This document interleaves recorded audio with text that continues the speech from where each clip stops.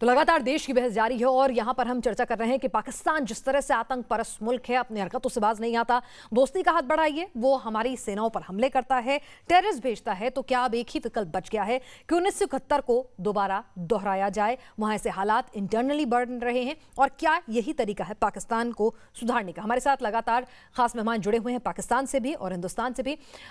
Major general Sanjay Meston, मैं आपसे समझना चाहूंगी, एक बड़ा धड़ा है जो ये कहता है कि जो पाकिस्तान के इंटरनल हालात हैं, जितना अनरेस्ट है सिंध, बलूच, गिलगित बाल्टिस्तान में, पीओके में जिस तरह से आवाज़ उठ रही हैं पाकिस्तान के खिलाफ, और लगातार वो टेरर की आउटफिट से बाज नहीं आ रहा है, कश्मीर को अनरेस्ट करने की लगातार कोशिशें कर रहा है। हिंदुस्तान की तमाम अपीलें, तमाम चीज़ों के बाद हमने सर्जिकल स्ट्राइक करके देख लिया, हमने दोस्ती का हाथ बढ़ा के देख लिया, कोई नतीजा नहीं निकल रहा। क्या अब 1971 दोहराने का मौका है? 1971 को दोहराने का मौका है या नहीं वो तो मैं नहीं बोल पाऊंगा, पर मैं कुछ चीजें क्लियर करना चाहता हूं। नंबर एक, पाकिस्तान का जो बेसिक स्ट्रेटेजी रही है वो अपने लोगों को गुमराह करने के लिए उन्होंने हमेशा कश्मीर का मुद्दा उठाया है, जबकि वो हमारा इंडियन का हिस्सा है, हमारे देश का हिस्सा है, और वो डाइवर्जनरी टैक्टिक्स करके कश्मीर का मुद्दा उठाता है। क्यों उठाता है वो हमको समझना है। उसका उठाने का कारण यह है कि, और ये मैंने जब अफगानिस्तान में था तो मैंने इसको बहुत डीपली एनालाइज किया है। बेसिक कारण यह है कि वहां पर जो अंग्रेजों ने 1893 में जो ड्यूरेंट लाइन ट्रीटी साइन की थी अफगानिस्तान से, उनको झूठ बोल के और उनको गुमराह करके, और आज तक अफगानिस्तान की हुकूमत ने, शामिल तालिबान ने, ड्यूरेंट लाइन को रिकॉग्नाइज नहीं किया है।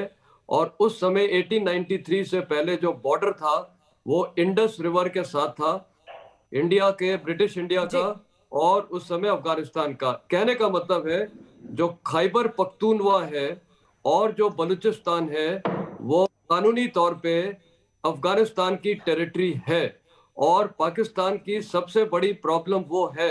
इसीलिए वो इश्यू को डाइवर्ट करके और कश्मीर का इश्यू ले जाते हैं। कश्मीर का कोई इश्यू है ही नहीं।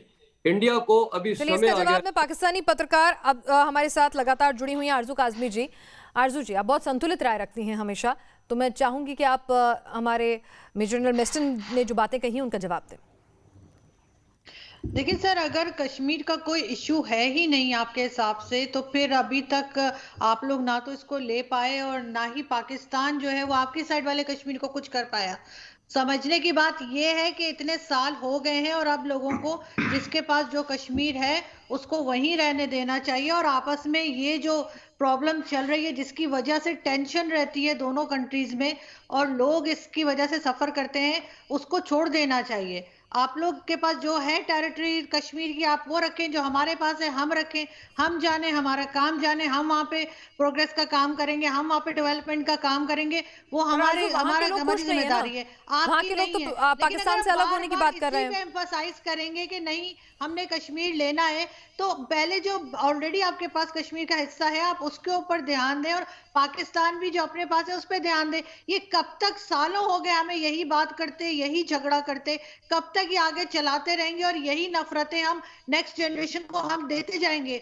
आगे भी यही कुछ होता रहेगा। इसको कहीं ना कहीं ब्रेक लगानी चाहिए। हमारे गृह मंत्री तो साफ कह चुके हैं पीओके लेकर रहेंगे, जो ये सलाह दे रही है कि अपना अपने पास रखो, पर इनका तो इनके पास रहना नहीं चाहता है। मतलब जिस तरह के बयान वहां से लगातार आते हैं, जिस तरह की आवाजें वहां से जो आरजू काज़मी कह रही हैं, मैं उस बात से सहमत हूं कि ये जो कहने की कोशिश करें भारत का हिस्सा भारत के पास, पाकिस्तान का हिस्सा पाकिस्तान के पास, मगर उनको ये समझना चाहिए पाकिस्तान का कोई हिस्सा है ही नहीं, क्योंकि जब वो इंस्ट्रूमेंट ऑफ एनेक्सेशन महाराजा हरि सिंह ने साइन कर लिया था तो पूरा जम्मू एंड कश्मीर भारत का हिस्सा है। ये तो पाकिस्तान ने इलीगली ऑक्यूपाइड कर रखा है, गिलगित बाल्टिस्तान और पीओके, और आज वहां से आवाज आ रही है। भारत तो बाद में करेगा। आज जो लोग इतने दुखी हैं पाकिस्तान ऑक्यूपाइड कश्मीर में और गिलगित बाल्टिस्तान में, आप देखें आरजू काज़मी वहां की हालात, बिजली, पानी और सड़कें कितनी बुरी हैं, और भारत की तरफ जो जम्मू एंड कश्मीर वहां पर बहुत ज्यादा डेवलपमेंट हो गई है, तो अभी लोग की आवाज आ रही है वो भारत की में मिलना चाहते हैं। इसी प्रकार गिलगित बाल्टिस्तान जो एक शिया प्रदेश है जो कि हमारे कारगिल बटालिक तरीके से है, वो भी लोग कहते हैं कि भाई हम तो 50 साल पीछे रह गए। और मैं एक चीज बताना चाहता हूं, आरजू काज़मी भी जानेगी कि पाकिस्तान 1960 से 70 तक उनका जीडीपी भारत से के बराबर था, कहीं अच्छा था, मगर जब से वो टेररिज्म में उन्होंने साथ दिया है और तब जी। से उनकी इकोनॉमी हालात बहुत खराब हुए। चलिए, अब्दुल साहब अभी कुछ भी कहना वो चाह रहे हैं। अगर अब्दुल साहब आतंकवाद का साथ छोड़ दें हमारा तो हो स्टैंड तो सकता हमारे है गृह वो मंत्री ने भी इस क्लियर कर सिचुएशन दिया से था, निकले। हमारे रक्षा विशेषज्ञ भी साफ बता रहे हैं। दिक्कतें तो आपके एंड पे। ब्रिगेडियर साहब ने 2.5 साल में अच्छी हिस्ट्री पढ़ी है वहां पे, लेकिन वो डोरन लाइन की पढ़ी है। मैं उनको जरा कश्मीर की हिस्ट्री भी बता दूं।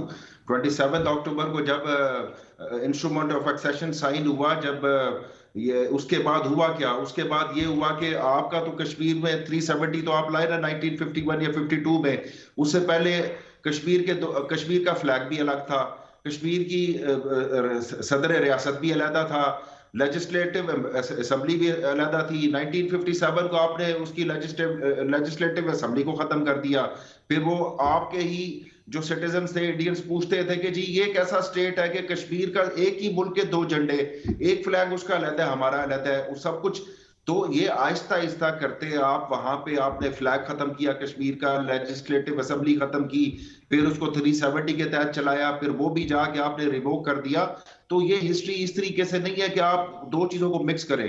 ड्यूरेंट लाइन एक अलहदा चीज है, वो एक अलहदा, ठीक है, 1893 से एक इशू चला आ रहा है, वो पाकिस्तान और अफगानिस्तान के दरमियान एक लाइन का है जिसमें काफी सारे वो मान चुके हैं। इस तरह तो बलोचिस्तान का भी इशू था, और जब ब्रिटेन, और फिर ये भी समझने की अब्दुल जरूरत है साहब, कि यहाँ इंडिया तो कभी जनरल कन्फेडरेशन साहब ये कह रहे हैं कि हम कुछ करेंगे बाद में, हिंदुस्तान बाद में कुछ करेगा, उससे पहले पीओके के लोग ही आपके साथ नहीं रहना चाह रहे हैं।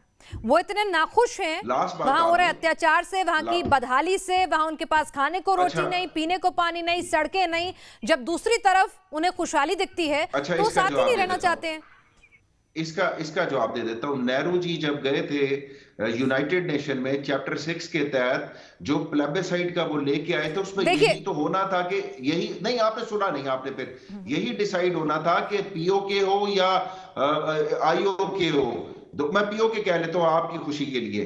इन दोनों ने डिसाइड करना है ना, उनकी राय आनी है। तो आप कैसे कह सकते हैं कि वो, अगर आपको इतना शौक है उनकी आवाज बनने का, तो करा दे प्लेबिसाइड, पता चल जाएगा कि किसके साथ रहना चाहते हैं, नहीं रहना चाहते, सारा समझ आ जाएगा आपको। संजय मेस्टन जी, ये देखिए दशकों ऐसा पुरानी बात उठा के ला रहे हैं। हम सीधा कह रहे हैं कि जब हमारा था तो उस पर ऑब्जेक्शन ही कहाँ है।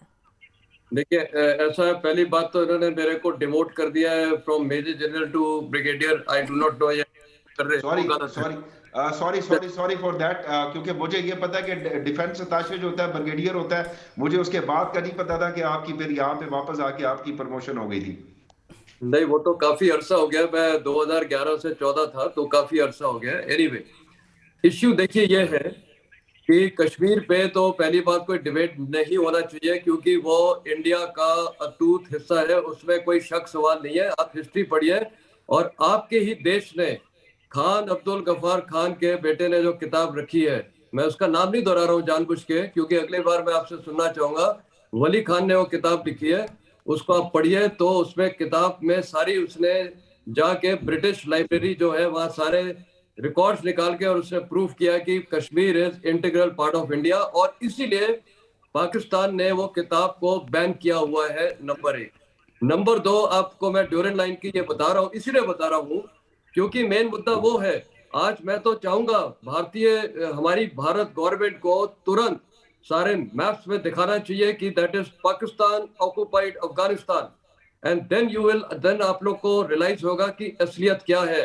और आपने वो पूरे एक देश को तबाह किया है जिसका नाम है अफगानिस्तान। क्यों? क्योंकि आपको पता है जिस दिन दोनों पश्तून दोनों तरफ यूनाइट हो गए तो आपका देश खत्म है। और आप देखते रहिएगा, जो आतंकवाद को आपने नहीं, मतलब आपके जनरल जियाउल हक ने ये फैलाया था, क्योंकि उन्होंने सोचा इस्लामिक इश्यू ला के वो पूरे देश को यूनाइट करेंगे, वही इस्लामिक इश्यू आपके देश को तबाह करेगा। क्योंकि अभी आप देखिएगा बलूचिस्तान, खैबर पख्तूनवा, और आप पीओके का बोलते हो। चलिए, तो आपने खुद ही ऐसे हालात पैदा कर दिए हैं जो आपको इंटरनली गृह युद्ध की तरफ ले जा रहे हैं। आप आतंक परस्ती के चक्कर में कंगाल होते जा रहे हैं, ग्रे लिस्ट में पड़े हैं, और उसके बाद आप कश्मीर पर आंखें उठा के देखना चाहते हैं, या फिर ये कहें कि असली मुद्दों से ध्यान भटकाना चाहते हैं। हिंदुस्तान बार बार कह चुका है कि कश्मीर भारत का अटूट हिस्सा है, और अब बात तो पीओके पर होगी और वो भी लेकर रहेंगे। आप सभी हमारे साथ इस चर्चा में शामिल हैं, आपका बहुत बहुत शुक्रिया। और हमने दर्शकों से सवाल पूछा था कि क्या 1971 वाले सबक से पाकिस्तान सुधरेगा। 95% कहते हैं हाँ, वक्त आ गया है कि 1971 वाला सबक फिर से दोहराया जाए और पाकिस्तान के टुकड़े फिर से किए जाएं। चलिए, आज देश की बहस में फिलहाल के लिए इतना ही। आप सभी शामिल हुए, बहुत बहुत शुक्रिया।